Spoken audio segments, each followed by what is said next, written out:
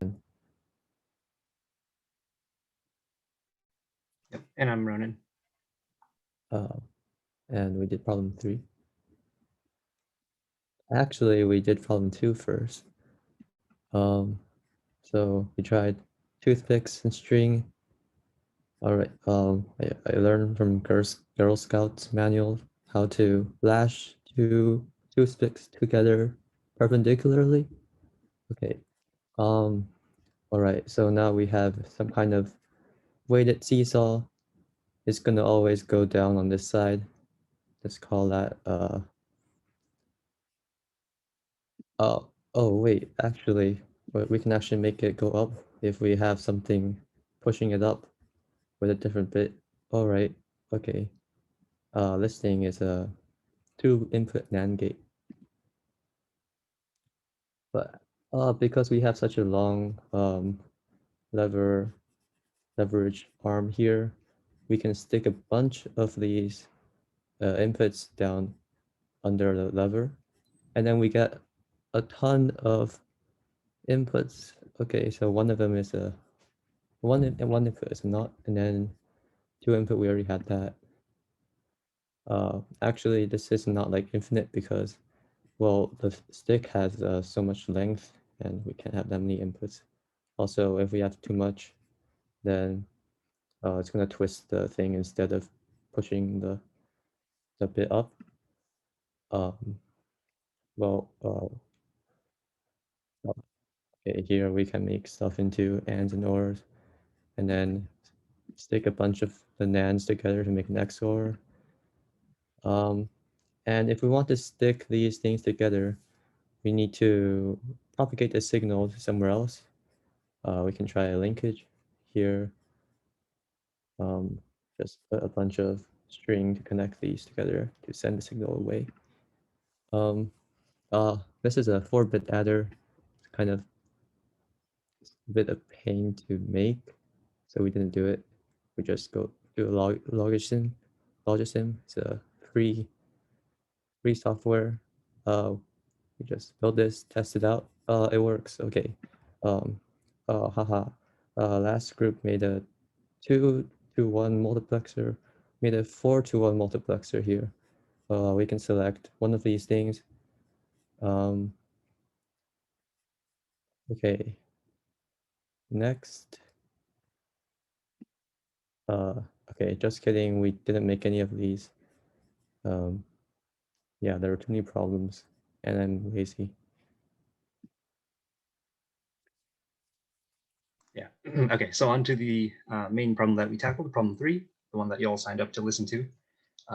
Yeah. So for phoning it in, we took a similar approach as the group before us. And so, well, first off, let me outline our method. So we first had a initial audio test just to set up our workflow and to see if we can properly analyze an audio file through Python. Then we figured out how to subjective weighted determine Q, and then we looked at 2 qualities: tension and circumference of our rope phone.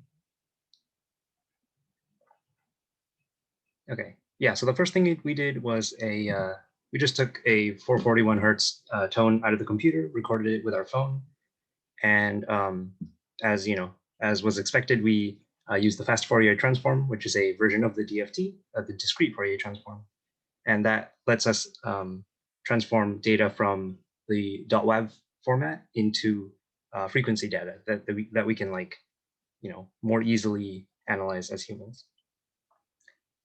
Yeah. And so, yeah, what I have here on the screen is just on the left, we have a graph of audio that's coming unfiltered, like just traveling through the air from the computer to the phone.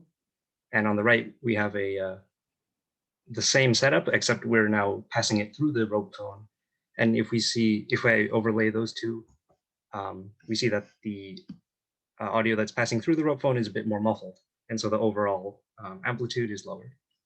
But that's not really the main, that was just an initial thing that, helped us get set up.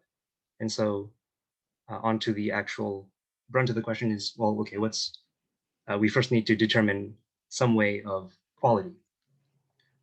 And so subjectively, we pointed out two factors that we wanted to increase, or that we wanted to define as quality. The less noise and the less random unwanted frequencies that we record, that's one thing that will increase quality.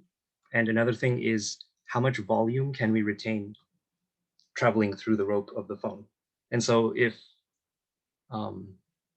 if we have a lot of, if we have a loud volume that records through the phone, then that's high quality. If the sound is very muffled, then that leads to a low quality. And so kind of subjectively, we decided, okay, 1 over noise would be one factor that goes into quality, and then the difference in volume between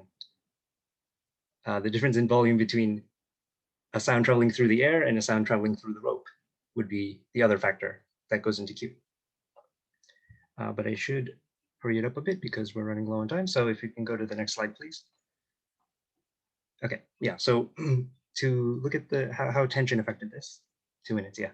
Okay, so here's our setup in my admittedly messy room. I hung a cup. I hung one of the cups up, a bit high onto my room, hung the other one down, and I incrementally added weights onto the bottom cup in order to steadily add tension. Now, one drawback that I ran into is that I didn't have a precise mass measurement in my house, and so I kind of had to eyeball it and kind of subjectively add equal weights. And so what I have pictured here is just some weights that I imprecisely used to increase the tension. And yeah, attaching items to the cup using tape and using clips does kind of introduce disruptions to how the plastic oscillates. And so those are things that kind of obscure our data. Okay, so here's some graphs of the sound file on the top and the Fourier transformed sound file on the bottom. One interesting thing to note is that the overtones are very pronounced in some of these. And you can see in the highlighted form, or the yellow highlighted sections on the bottom right, we have the expected 440 or 441. That's the most prominent. But then we also see 880, which is the frequency times 2. And we also see 2 others that are the frequency times 3 and the frequency times 5 that are pretty prominently showing up in this graph. But if we move on to the conclusion of our tension, I overlaid all of the Fourier transforms on this. Unfortunately, your time is up.